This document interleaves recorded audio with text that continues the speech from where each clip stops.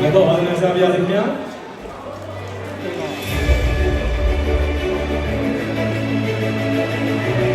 လိုစကားပြောတော့တရားပြဖြစ်ပါတယ်။ဘယ်တော့မှထပ်ပြီးတော့ကြားပြရစီခင်ဗျာ။